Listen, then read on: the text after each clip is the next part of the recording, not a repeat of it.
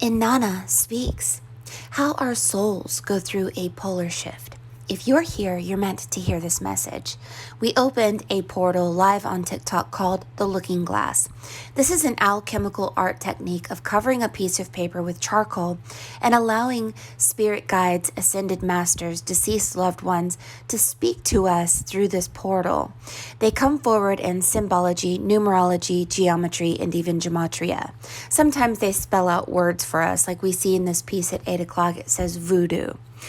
And if we notice the symbols in the piece, like the treasure box, these will speak in multiple layers. So the treasure box is going to have 10, 20 different meanings. So we're going to focus on what is happening to us individually and collectively when it comes to a pole shift.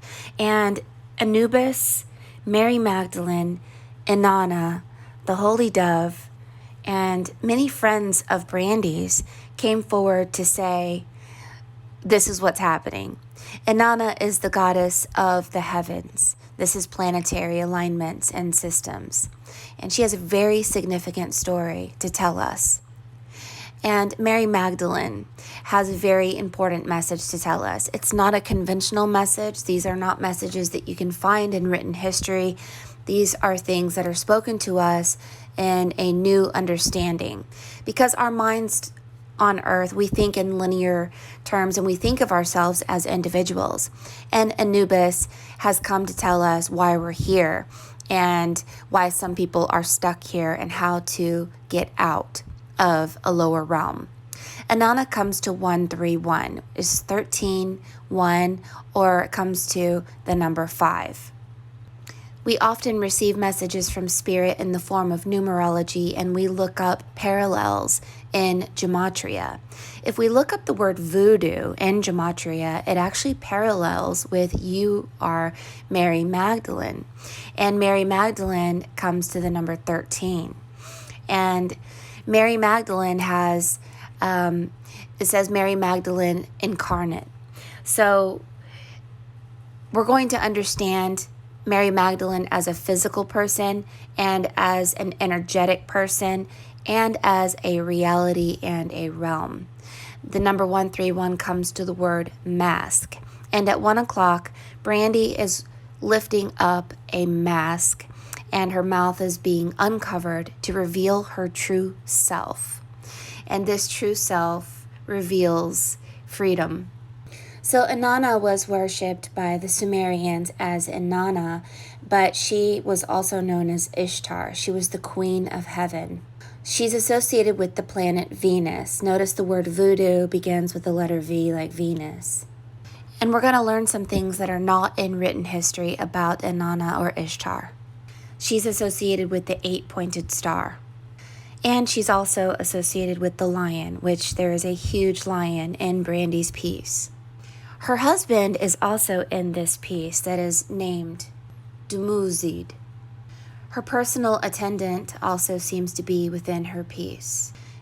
And when we look further into the story of Inanna, we find a polar shift, an underworld and an above world. Around 6 o'clock, we see the word Oz. This reflects Kansas and Oz, kind of like Muggle world and Hogwarts. Inanna's most famous myth story was about her return to ancient Mesopotamia in the underworld. The 7 judges of the underworld deem her guilty and strike her dead. So this is a dead person at 7 o'clock. Is not just Mary Magdalene, it is Inanna who was struck dead. So somebody pleads with all the gods to bring Inanna back. Enki sends 2 sexless beings to rescue Inanna. They escort Inanna out of the underworld, but the Gala, the guardians of the underworld like Anubis, drag her husband Dumuzid down to the underworld as her replacement. Dumuzid is eventually permitted to return to heaven half the year, while his sister remains in the underworld for the other half, resulting in the cycle of the seasons.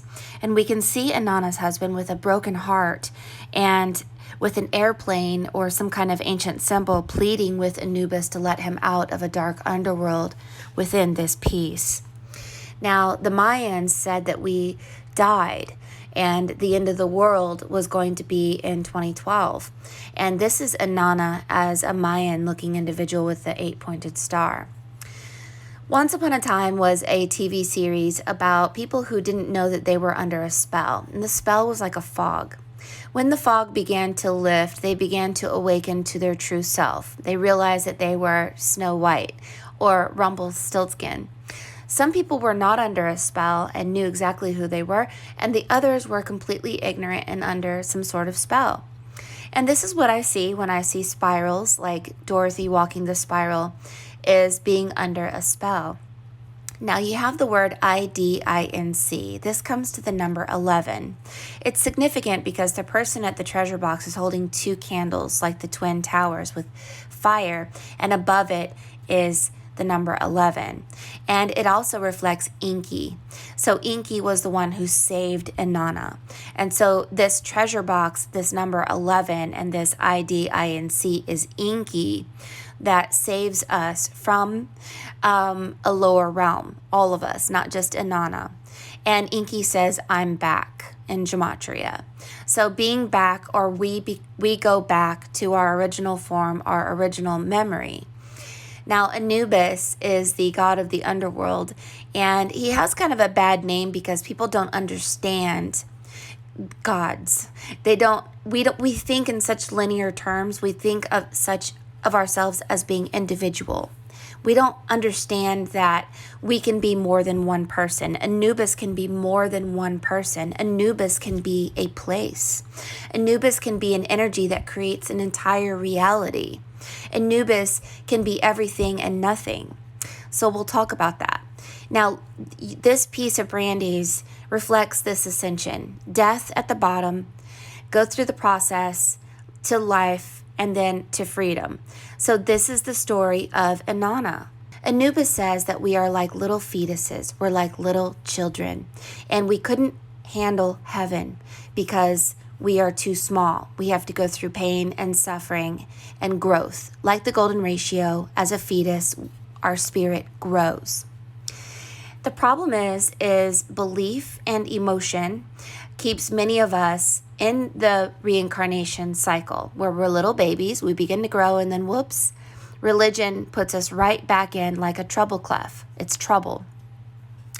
And when we go back into the reincarnation cycle, we fall. We fall because of belief and emotion. So this ascension is spoken about in so many cultures. We have to be diligent. We have to keep going. We have to keep growing. We have to listen to the 7 spirits of God, open our 7 chakras, and experience the 7 wounds of Christ. Now look at the word voodoo here. It starts with the letter V at the bottom, and then the OO reflects the planets, and then there's decision, the letter D, and then it goes up to 2 planets. So the word voodoo reflects many, many things, but it can reflect our ascension. Suffice it to say that when you open one of your 7 chakras, each chakra will put you in a different timeline, a different reality. So if you're experiencing a different reality, hip hip hooray, you opened a new chakra, a new world. I will say once we go through the heart chakra, it really shifts us into a polar shift because we are going over the wall. So you can look at it a little bit more clearly here. Notice the letter V at the bottom. Go up, V-O-O, and then in the center it says D, decision. And then go up from there, O-O. This is voodoo. And many of us, especially with dogmatic religions, never make it past the heart chakra because we cannot forgive, we cannot let go, we cannot become someone new. We are not willing to die of our old selves, our old beliefs, and our old emotions. And it's unfortunate. But Osiris and Maya, Inanna, Anubis, Mary Magdalene, and the energy of Brandy are all here. Notice at 9 o'clock it says 33, and then Inanna's hand makes MM. This is Mary Magdalene. And in order to understand this MM and this polar shift, we have to go to this story called the myth of And the myth of talks about what Inanna is speaking about as well. So was dead for 10 days, and he experienced the afterlife, and he came across an awe-inspiring place with 4 openings. Notice that Mary Magdalene has 4 portal openings in the word. It's like 4 rainbows. So there were judges that sat between these openings and ordered the souls which path to follow. The good were guided into the path into the sky, and the immoral were directed below. When approached the judges, he was told to remain and watch so that he could report what he saw to humankind. And what saw was a pole shift, basically. So was in the meadow, and the souls and were required to travel further. After 4 days, like 4 portals, they reached a place where they could see a shaft of rainbow light brighter than anything they'd ever seen before. There were several women, including the Lady of Necessity. Her daughters and the sirens were present. The souls, except for were then organized into rows and were each given a lottery token. Now notice the lottery tokens are the tokens that are coming out of the treasure box. This is significant. It's kind of upsetting that we would be given a lottery token as if our birth and our experiences are random. That doesn't seem like free will at all. So when the lottery tokens were chosen, each soul was required to come forward to choose his or her next life. Recalled that the first one to choose a new life was a man who had not known the terrors of the underground, but had been rewarded in the sky. Hastily, he chose a powerful dictatorship. Upon further inspection, he realized that, among other atrocities, he was destined to eat his own children. Observed that this was often the case of those who had been through the path in the sky, whereas those who had been punished often chose a better life. Many preferred a lifetime different from their previous experience. Animals chose human lives, and humans chose animal life. After this, each soul was assigned a guardian spirit to help them through their life. They passed under the throne of Lady Necessity, the Lady of the Token, then traveled to the Oblivion, where the river of forgetfulness, the river Lethe, flowed. Each soul was required to drink some of the water in varying quantities. Again, only watched. As they drank, each soul forgot everything. As they lay down at night to sleep, each soul was lifted up into the night in various directions for rebirth, completing their journey. Remembered nothing on the journey back to his body. He opened his eyes and finds himself lying in a funeral pyre early in the morning, able to recall his journey through the afterlife. But this story took me into even deeper rabbit holes in the sun. The sun seems to have something to do with a pole shift. We all know that the poles shift every 11 years. The person's head that is inside the treasure box is holding 2 candles, like the twin flames or the twin towers, and above the 2 candles are the number 11 above it. So the lower realm are 2 candles, and the higher realm above it are not on fire at all. They're just the number 11. And since the sun flips every 11 years and emits an electromagnetic energy, our hearts emit an electromagnetic energy, and we flip with the sun. But there seems to be something that happens with the sun where when the sun stops emitting an electromagnetic energy, which does happen, and it goes to 0, we all lose our memory and our consciousness, and we forget. And it takes many, many years to regain our memory of who we are, who we were, and why we're here, and all of that. And so it's more planetary than it is a judge or a god. It seems to be more, we are under the direction of an energy that we cannot control, which is time and the sun and planetary alignments and frequencies that they emit. So Brandy has a mask over her head at 1 o'clock, and she is gagged. She cannot speak. But she has the crucible that she's holding, which is burning away all things that are false in alchemy. She has a sword in her hand, and she's cutting off an old world. Below Brandy is a person saying everything is A-okay. You've received a certificate, you've graduated, and it has the letter B-U. And I'm guessing Brandy University. This is your universe and you've graduated. And you came out of a prison world. This is an upside down world which has the letter U under a prison at 5 o'clock. So we came out of an upside down world, kind of like Stranger Things.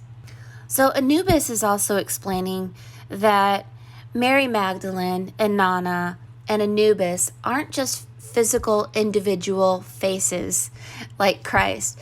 They are within you, and they are an energy, and they are a place that we move through, like an energy that we all move through. It's as if Anubis has a lot to say about all of this, and Inanna is coming forward to say something about memory, because she has a symbol of memory and the atom on her forehead, and it's also in the treasure box. So if we look at the word voodoo, we see Venus and then 2 planets, and then we see the Draco star system and then 2 planets. So there seems to be some sort of alignment that took us out of a curse like voodoo and led us to an ascension and freedom and power. Because the Draco system is at 9 o'clock eating the sun. So the second coming of the sun is next to Brandy at 12 o'clock with a dog. This is Sirius B, the dog star. So it's the allegory of Harry Potter releasing his God and Father from a prison within him, Sirius Black the dog, which is Sirius B, the dog star, the second coming of the sun. Seems like Cygnus has something to do with it, and the 2 all-seeing eyes, the Vesica Pisces, and the spiritual rebirth within us and our awakening has something to do with the lion, the blazing lion.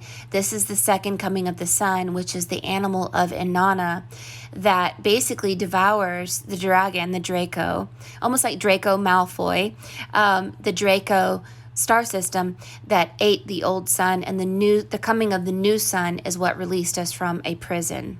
And the word Osiris is Oz Iris. This is like the goddess of the rainbow is Iris, and Oz is the land of Oz. So going from Kansas to Oz, Muggle world to Hogwarts, is an allegory of how we go from one world to the other. We bounce over the rainbow. Now, notice the treasure box has only 6 planets inside the treasure box. But notice on Inanna's head, she actually has 7.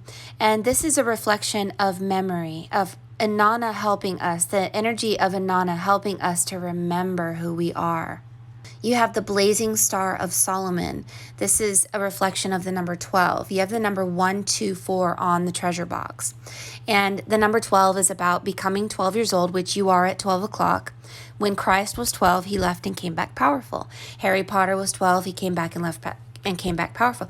When we are 12 years old, spiritually speaking, when our spirit has grown to that number 12, we leave an old place. We go through the eye of the needle, which is the 2 eyes of the lion. We learn from the 7 spirits of God. And when we have opened all 7 chakras and we have become and stepped into that adepthood, and we have realized that we are a collective consciousness, we step into our power and we begin to remember. And this remembering takes time. So the blazing star of Solomon reflects that we are not just flesh. We are half flesh, half spirit, and we aren't just individuals. We are a collective consciousness with the ability to become more than one person. And that's what we see at around 10 o'clock, where there's a part of Brandy that is sitting around a dinner table with people and some ancient symbols. So she has parts of herself in different realities that she's not aware of, and we will become aware of this eventually. Now let's look at 12 o'clock. Brandy is in a eye of the needle. This is the belly of the whale. Being in the belly of the whale reflects food. It reflects awakening. It reflects listening to the 7 spirits of God and learning. We do not receive our crown yet because we have to wake up and step into our divinity, and it takes persistence. She's holding a spoon. She's holding a flame. She has an 8-pointed star on her chest, and she has the anointing oil. And so the anointing is kind of like The Tin Man on The Wizard of Oz, who was frozen, rusty, dead, empty, and unawoken, and suddenly Dorothy comes with the oil can to oil the narcissistic Tin Man, and the crucible is on top of the Tin Man's head, putting out smoke, and this reflects burning away all that is false. This is the mask. So Brandy's power at this time in her life is to awaken the treasure box of people who are stuck in that world, the rusted Tin Man who needs to be oiled. And notice that the anointing oil is a heart, just like the Tin Man needing a heart. So if we came from the world of death, it means we came from ignorance and complete memory loss. And it's a dark underworld because we have no recollection of anything, which puts us under narcissistic control, like the reptilian wicked witch. But once we become awoken, we get oiled. And this oil and this flame is our higher self. And this awakening can be painful, but it can also set us free. So Brandy, all of your family members came forward on the crown of Inanna's head, and although these images have multiple meanings, and these are all messages about your individual experience here, it's also a collective experience because we're all connected. Now, Mary Magdalene says that Mary Magdalene is the mother of the underworld. So her energy is here, Christ is here, and we live within the body and her energy because she can be everyone, everywhere, and everything, kind of like the movie Lucy. Same with Anubis. So your frequency and your awakening is paramount because if you want to get out of the underworld body, then you have to let go, surrender, and open your heart chakra and awaken. And since Inanna is the goddess of the heavens, we want to connect with her and become her by following and connecting to her. You have the ability to connect to Inanna and follow her to heaven. The hummingbird on her head reflects time travel, and the phoenix reflects rebirth. And all of the angels and people part of her crown as you become part of her crown, thereby having your crown, the golden age of Aquarius, the corona crown, the corona borealis, which was on the head of Glinda in The Wizard of Oz. Notice too on the treasure box that the symbol of the sun is connected to an upside down heart. Our heart is constantly connecting to the sun. Connect to the sun and get the downloads from the sun by sun gazing with your eyes closed at the sun. It'll awaken your pineal gland even more. You are currently learning from the spirit of wisdom. Intermittent fasting is I/F, but it also reflects infrared flares, and this is the solar flare of the sun. Fasting isn't just from food, it is from people and energies that reflect death. We need to follow life, awakening, and truth. It does bother me that a part of ourselves are in the dark underworld while another part is in heaven. It's as if Adam and Eve are forever split apart, and the sun is always split from the moon. And there's a part of ourselves that flips and goes to the dark world while the other part goes to heaven. It seems sad to me, but I guess this is just the way everything goes and the ascension of our spirit. Inanna is reaching her hand through time, touching the girl that is graduating. That I know that this is a friend of yours, but it's also you graduating. And so Inanna is the energy that is helping you graduate because you're going to become Inanna. It's as if your future self is helping your past self. Gets complicated, doesn't it? If you studied this piece for a month, you would find so much more information. So I do encourage you to keep up your research, and I'm proud of you for doing research yourself as well. So they say we live in a mirror world, and if you look at the letter D in your original piece, there's a woman in a mirror. So according to your mirror world, there's a Mary Magdalene and an Inanna dead. On their death is a table, and they are at the Lord's Supper. This is the death. And so the Lord's Supper goes up to the lion and the dragons. From there, it goes to MM on the treasure box, Mary Magdalene, and then it goes to Oz, as a mirror. Around Inanna are hearts. This is the heart chakra. And here we go up through the voodoo. And notice the candles everywhere. This is so beautiful. And then Inanna is looking into a crystal ball. So this is becoming the oracle. And this is your piece as a mandala. Thank you for the energy and the messages that you have to teach us individually and collectively. Amazing piece.